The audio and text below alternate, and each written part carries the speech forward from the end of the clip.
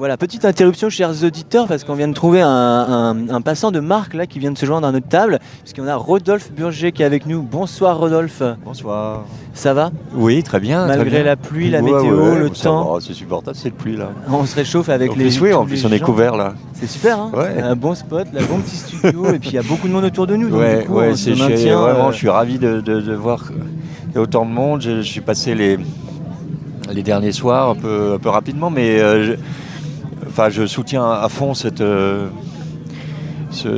mouvement. Je ne sais pas comment il faut l'appeler. En tous les cas, je sais pas. Je trouve que c'est exactement ce qu'on espérait plus, ce dont on a besoin. Je dis on au nom de je sais pas quoi. Et en plus, je trouve que ce qui est sympa, c'est que les vieux n'ont pas l'air complètement, tu vois, dépassés. Ouais, voilà, on se sent bienvenu. Et ça, c'est cool. C'est un truc qui est chouette qu'on remarque à la place de la République tous les jours, c'est qu'il y a beaucoup de générations en fait. Tout le monde est là. On a les étudiants, les travailleurs, les salariés, les retraités. Parce que ça sous-entend que tout le monde a quelque chose à critiquer, à remettre en cause.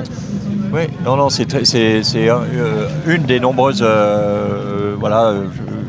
choses sympathiques, disons, de ce qui se passe ici. Alors là, il pleut. Je ne sais pas si tu as eu le temps encore de te promener un peu sur cette place, de prendre la mesure. Mais tu disais que tu es venu les dernières fois. Il y a quelque chose qui t'a marqué en particulier ce que tu as pu observer c'est-à-dire ce mélange de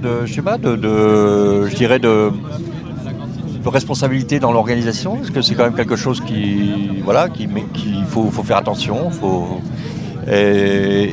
et puis de grande donc de sérieux, voilà, et puis de grande coolitude, les gens sont concentrés et en même temps c'est très open, très serein. J'ai vu qu'il y avait une commission sérénité, je trouvais ça excellent. Accueil et sérénité. Et oui, c'est vrai que c'est nécessaire parce que malgré tout, toujours quelques troubles faits qui passent et qui sont plutôt bien gérés par l'ensemble de l'organisation. Voilà, le genre de choses qu'il faut gérer, par exemple.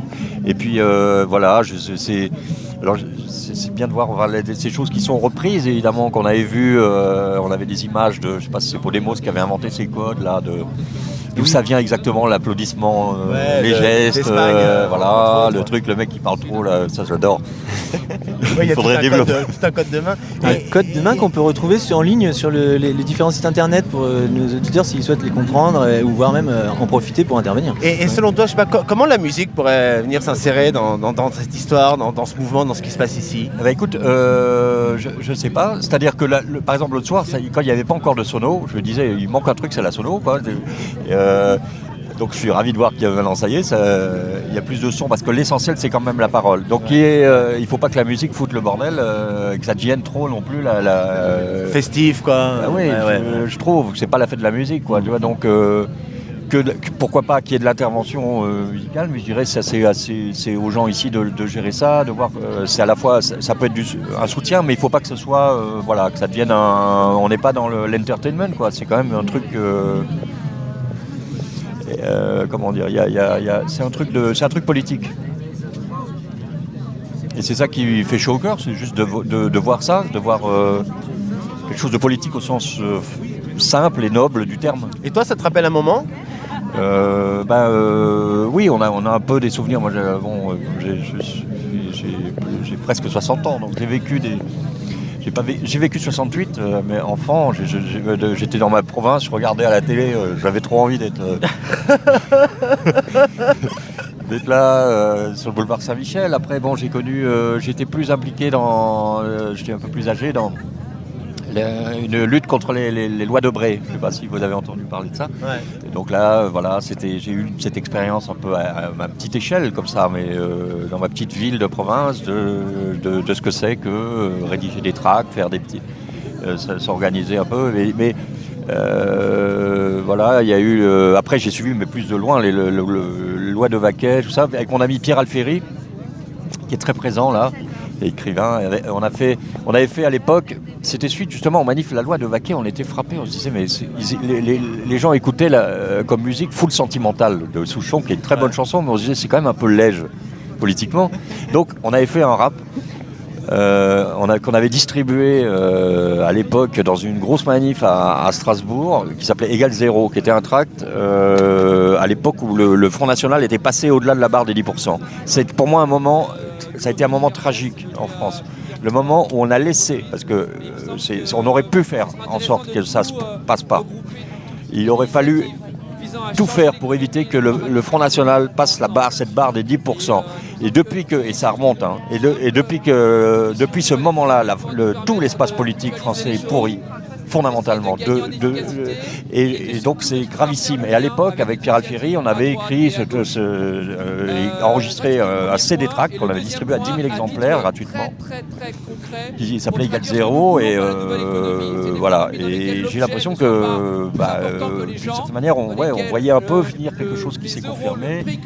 Et d'une certaine manière, ce que tu dis avec le CD track, ça rejoint ma question sur comment la musique peut à un moment donné intervenir dans ce genre de mouvement. C'est-à-dire comme on le voit par exemple dans plein de manifestations, la question de la chanson, la question du chant, de la chorale, c'est super important. Exactement. Et aussi, alors, si par exemple, tu vois, si le rap est une chose qui exprime normalement, où sont les rappeurs, quoi, tu vois, c'est aussi une question. Mais c'est vrai que, par exemple, quand on avait fait ce CD track, c'était à l'occasion d'une manif à Strasbourg, une énorme manif qu'il y avait eu, quasiment organisée par la municipalité de Strasbourg, contre la tenue d'un congrès du Front National. Donc c'est le moment où le FN est passé au-delà des 10%.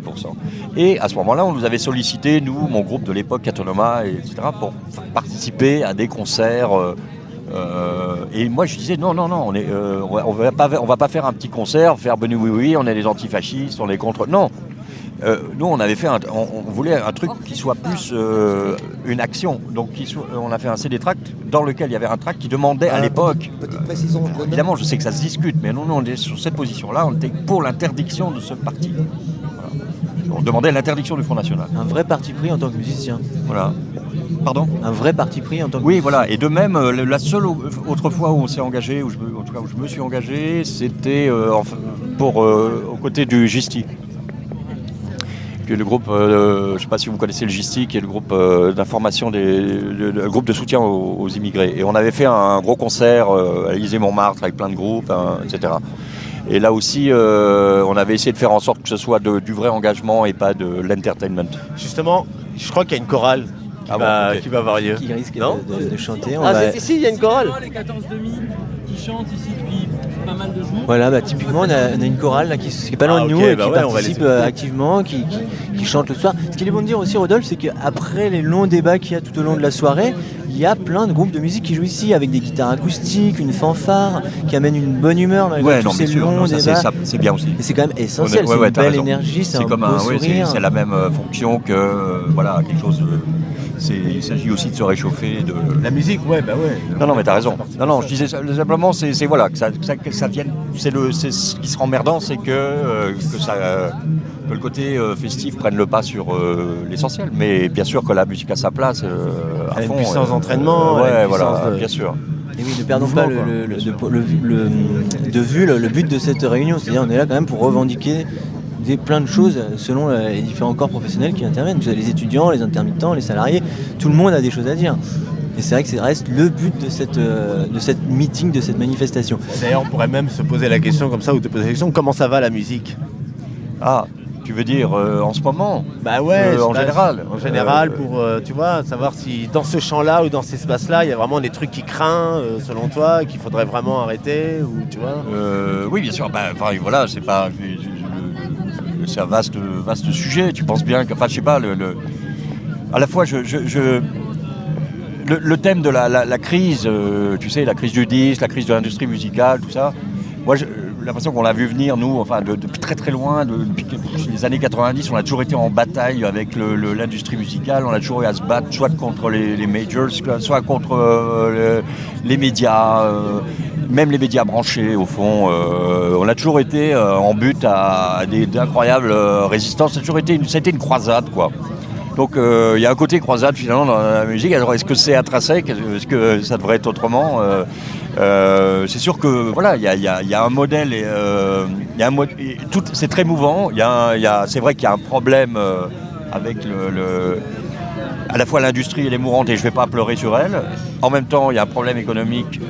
On sait très bien que voilà, la gratuité, évidemment, mais même les systèmes par abonnement, ça ne permet pas aux artistes de vivre. Donc il faut se poser cette question. Ce serait bien qu'il y ait une commission de réflexion là-dessus. Quel modèle économique pour les artistes, et notamment les musiciens.